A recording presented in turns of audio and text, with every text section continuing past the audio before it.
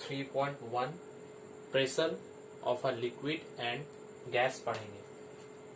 सबसे पहले प्रेशर या दबाव किसे कहते हैं ये हमें पता करना पड़ेगा। प्रेशर का सबसे पहला डेफिनेशन जो हम लोग देंगे, pressure is equal to force by area. मतलब क्या है कि यूनिट एरिया पर जितना फोर्स काम करता है उसे ही हम लोग प्रेशर कहते हैं। तो दबाव की परिभाषा क्या हो जाएगी, किसी इकाई क्षेत्रफल पर कार्य करने वाले बल को हम लोग प्रेशर कहते हैं।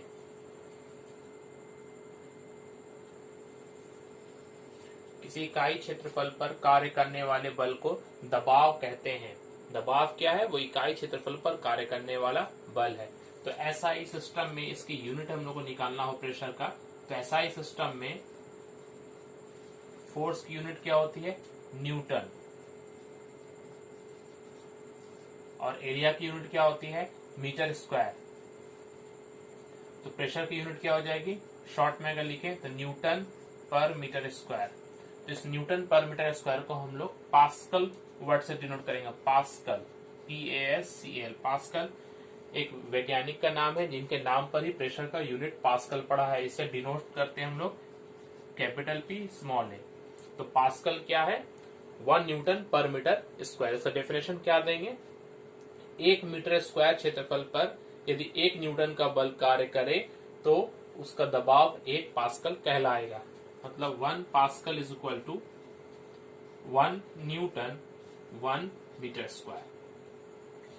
यह है ऐसा सिस्टम में प्रेशर की इकाई। इसके अलावा और सिस्टम में, सीजीएस सिस्टम में क्या होती है, सीजीएस सिस्टम में न्यूटन की जगह हम लोग डाइन लिखते हैं तो डाइन, और मीटर स्क्वायर में सेंटीमीटर लिखते हैं तो सेंटीमीटर स्क्वायर।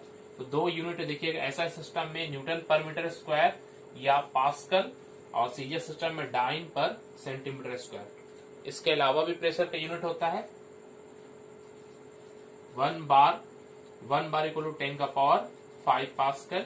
और एक और है एटमॉस्फेरिक प्रेशर, जिसको हम एटीएम बोलते हैं, जिसको कि हम लोग इस चैप्टर में वायुमंडल दबाव जब हम लोग पढ़ेंगे तो इसके बारे में भी हम लोग पढ़ेंगे। तो हम लोगों ने यहाँ पर 4 यूनिट देखा। 4 यूनिट कौन कौन सा प्रेशर का, सबसे पहले एसआई सिस्टम में है पास्कल, जिसको हम न्यूटन पर मीटर स्क्वायर भी कह सकते हैं।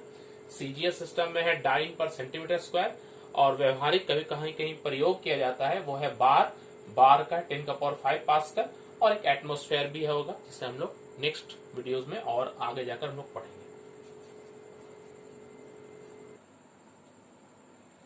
प्रेशर के साथ साथ एक और चीज हम लोग यहाँ ध्यान देंगे, थ्रस्ट। थ्रस्ट क्या है, थ्रस्ट असल में एक तरह का फोर्स है।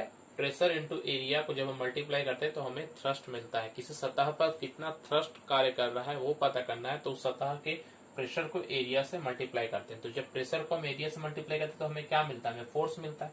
इसलिए यहाँ पर थ्रस्ट की जगह में हम लोगों को क्या कहेंगे, अगर किसी सतह पर लंबवत कार्य करने वाले बल बहुत दिशा से कार्य कर सकते हैं। जैसे ये अगर सतह है तो ये कोई इस दिशा में, कोई इस दिशा में, मगर जो सिर्फ लंबवत कार्य करेगा उस तरह के बल को ही हम लोग क्या कहते हैं, थ्रस्ट कहते हैं। तो किसी सतह पर लंबवत कार्य करने वाले बल को हम लोग थ्रस्ट कहेंगे। थ्रस्ट निकालने के लिए प्रेशर को एरिया से मल्टीप्लाई करना है। जैसे अगर किसी एक मेज पर कोई एक बुक रखा हुआ है तो वो बुक इस पर जो दबाव डालेगा वो दबाव क्या होगा, इस पर लंबवत कार्य कर रहा होगा। तो ये जो लंबवत कार्य करने वाला बल है यहाँ पर इसे हम लोग थ्रस्ट कह सकते हैं। तो यहाँ प्रेशर के डेफिनेशन में याद रखिएगा, जो फोर्स है ये फोर्स असल में परपेंडिकुलर फोर्स है। इस चीज को हम लोग लंबवत बल कहेंगे।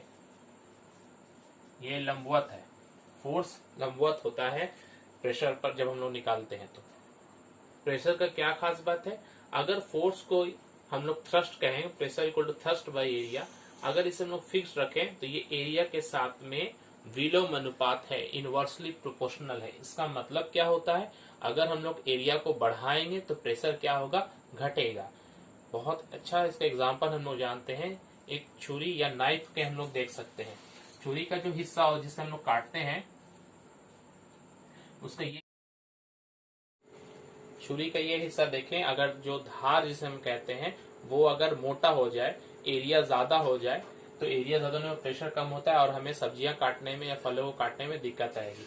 अगर ये एरिया बहुत पतला हो तो वहां पर एरिया कम होने पर प्रेशर ज्यादा होता है, तो थोड़ा सा ही बल लगाकर हम लोग सब्जी या फल को काट सकते हैं आसानी से। तो ये प्रेशर एरिया के साथ में हम लोग देखेंगे कि विलोम अनुपात होता है। इसके बाद थ्रस्ट हम लोगों ने पढ़ लिया। अब हम लोग पढ़ेंगे किसी फ्लूइड पर ये प्रेशर कैसे कार्य करता है। फ्लूइड कहने का मतलब क्या है, फ्लूइड किसे कहते हैं। फ्लूइड क्या है, फ्लूइड जनरली हम लोग समझते हैं द्रव यानी कि लिक्विड को हम लोग फ्लूइड कहते हैं, मगर ये धारणा हम लोगों का गलत है। फ्लूइड क्या है, वह पदार्थ, हम जानते हैं 3 तरह का पदार्थ होता है, ठोस, द्रव और गैस। वह पदार्थ जो सरलता पूर्वक प्रवाहित हो सके, जो आसानी से बह सके, फ्लो कर सके, उसे हम लोग क्या कहेंगे, फ्लूइड कहेंगे। तो फ्लूइड क्या क्या हो सकते हैं।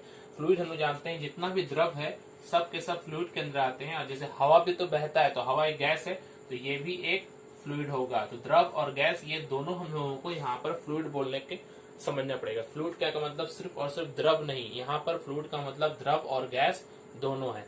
अब किसी भी फ्लूइड पर दबाव क्या होता है वो हमें देखना होगा।